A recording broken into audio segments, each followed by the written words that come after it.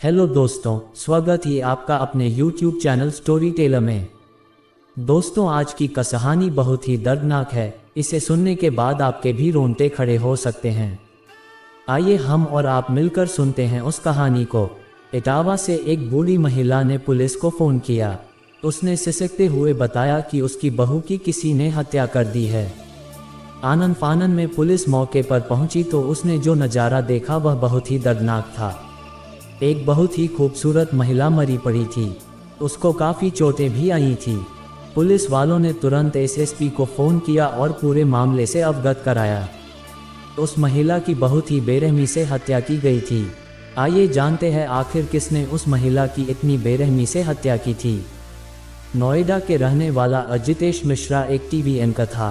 बीते कुछ साल पीछे ही उसकी मुलाकात दिव्या से हो गई। दोनों में प्रेम बढ़ा और मुलाकातें हुई।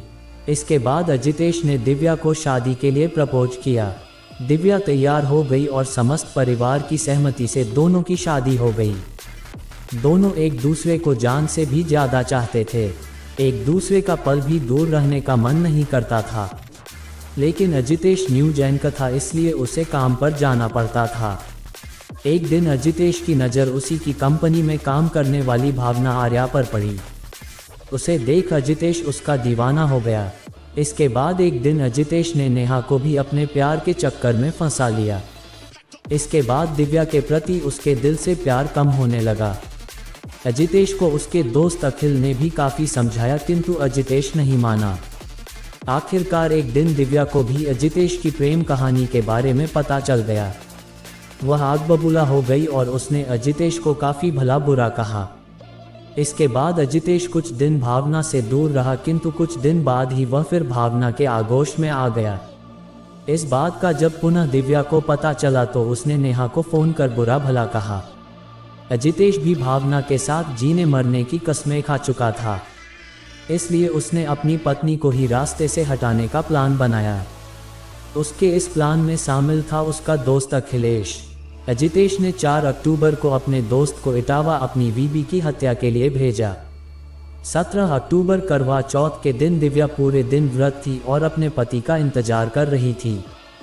शाम को उसका पति नहीं, उसका दोस्त अखिलेश घर आया। दिव्या अखिलेश को अपना भाई जैसा मानती थी। अखिलेश घर में जाकर बैठ गया और कुछ करने लगा।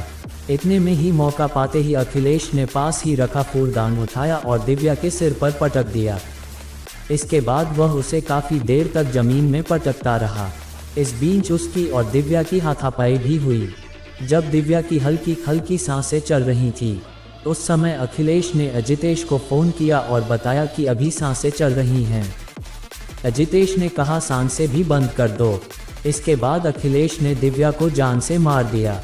पुलिस ने फ़ोन रिकॉर्ड और कई अन्य सबूतों से तीनों को गिरफ्तार कर लिया है, किंतु अपने ही पति की लंबी उम्र का व्रत रहने वाली दिव्या आज इस दुनिया में नहीं है।